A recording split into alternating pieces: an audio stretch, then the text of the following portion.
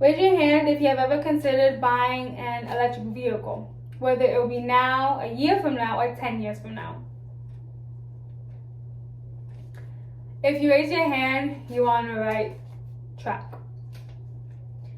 Today, electric cars are being bought more than ever, and this includes from car companies Tesla, Chevy, Mustang, and Nissan.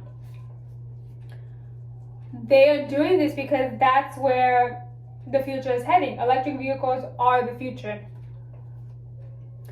According to Inside Climate News, electric cars made up only about 2% of new vehicle sales, a figure that has remained static for several years, with Tesla accounting for 2/3 of these sales over the first 9 months of the year. Now, this statistic was in 2020. It was low due to the pandemic. But can you imagine years from now or next year how much it go up?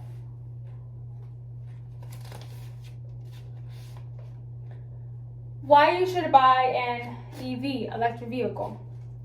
They cost less to maintain. And I'm going to be telling you this with the myths and the facts of owning one. And they're better for the environment. According to EPHA, global average surface temperature has risen at an average of 0.15 per decade since 1901. And this is in Fahrenheit. And I'm also going to tell you the consequences of not buying one. One, the biggest one is that the air will not be cleaner due to the use of the fuel in the gas-fueled vehicles. The first myth being cost to maintain an electric car is they cost thousands of dollars each year to maintain. This is wrong because according to evanix.com, EVs cost about $900 a year to repair and maintain, whereas comparable gasoline-powered vehicles cost about $1,200 to maintain. And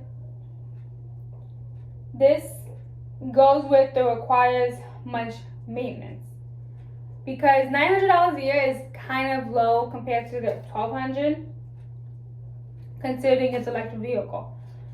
Now, another myth is that charging, it takes time and much money. This is wrong because according to consumerreports.com, on average, they cost about $18 for a full charge of battery, and also it's free to charge at home. Whereas if you need gas for a fuel car, it's going to take time out of your day. Whereas you can just charge it at home. You can come home, plug it in, and just leave it on for the night. And it is set at a battery limit that it will stop charging so that it doesn't overcharge the car and doesn't make the car lose more battery.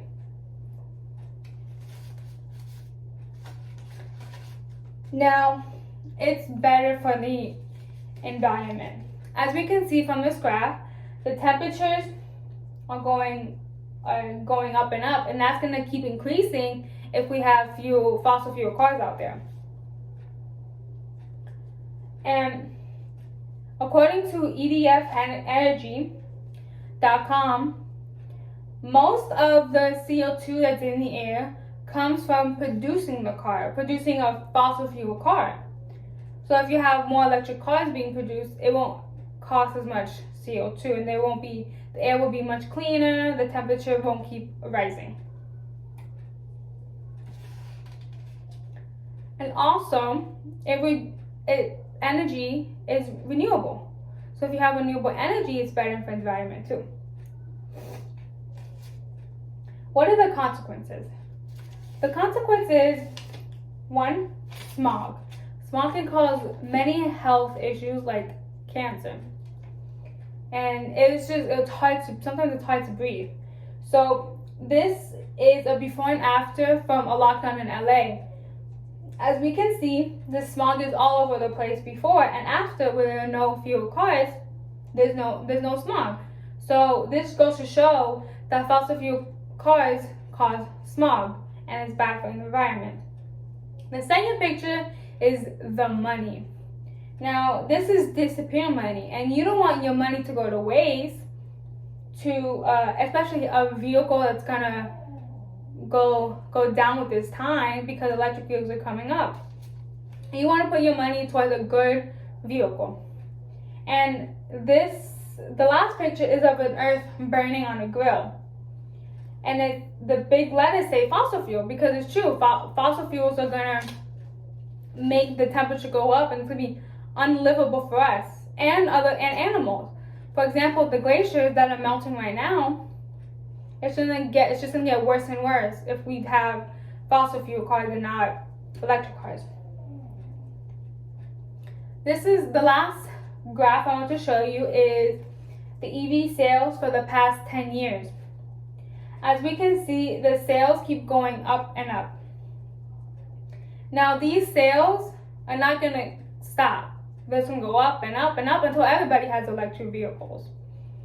And Tesla is the biggest maker of it, because that's the biggest car company that has been selling the cars, and the first company that has started making those cars.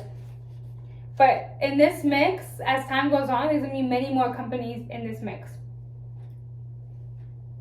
Now, to end this, are you going to come with me to get a Tesla right now? Or if you don't want to get one right now, can you at least consider getting one in the future?